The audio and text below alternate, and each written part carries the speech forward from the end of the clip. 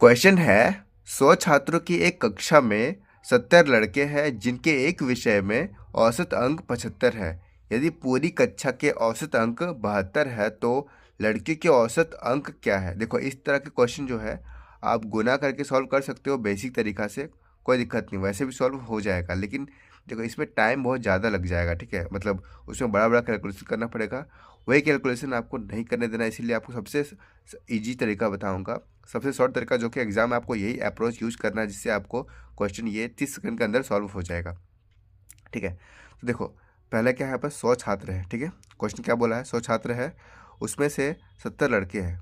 अगर यहाँ पर बॉयज़ है यहाँ पर और यहाँ पर गर्ल्स है, ठीक है, तो 70 यहाँ पर लड़के हैं और यानी कि 30 लड़कियाँ होंगी।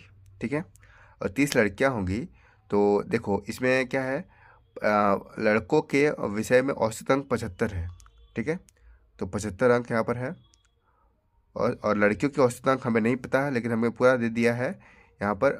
टोटल कक्षा का जो औसत अंक है वो 72 है। ठीक है, वो यहाँ पर दे दिया है 72 है, वो दे दिया है, पूरी कक्षा का दे दिया है हमें 72। तो हमें पता करना है कि लड़कियों के औसत अंक क्या होगी। देखो इस तरह क्वेश्चन जो रहेगा, तो सबसे पहले अगर ये उसको जो मात्रा रहता है ना, मात्रा यानी कि यहाँ पर 100 छात्र है। ठीक है, यही मात्रा जो क्वांटिटी है, यहाँ तो लड़के हैं, लड़के क्वांटिटी नहीं होते, मतलब जो भी समझने के लिए कोई चीज़ अगर रहेगा यहाँ पर तो उसके मात्रा जो रहता है उसका रेशियो हम ले सकते हैं। तो 7 और 70 और 3 का हम इसको 7 और 3 मान सकते हैं। ठीक है, इसको हम 7 और 3 मान सकते हैं। औसत को मत काटिएगा, अगर औसत कुछ आ जाए तो उसको मत काटना, खाली जो मात्रा रहेगा सिर्फ उसको काट सकते हैं।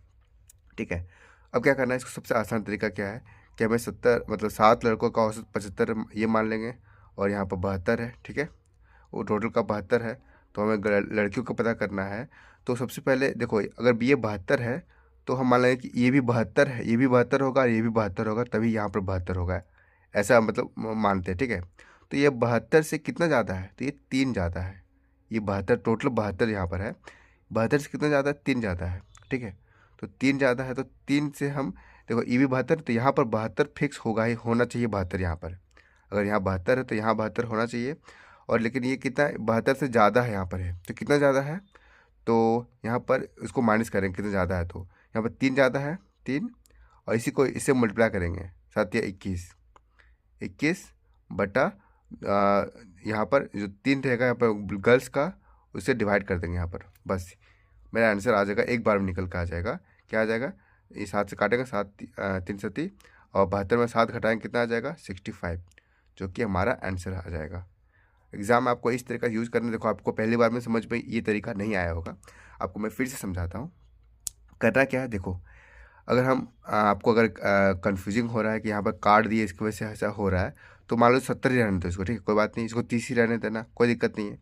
लेकिन यहाँ पर देखो अगर ये 72 है ना, औसत 72 होने का मतलब ये है कि पूरी कक्षा में सबको 72 नंबर लाया है, यही कहने का मतलब है। औसत 72 लाया है यहाँ पर है टोटल कक्षा का, तो पूरे कक्षा ने सिर्फ 72 नंबर सबने अचीव किया है, 72 नंबर सबने गेन किया है।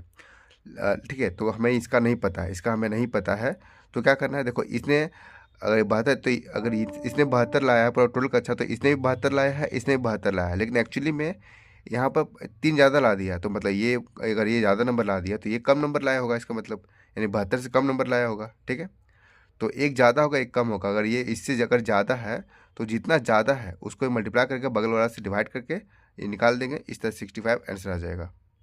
ठीक है।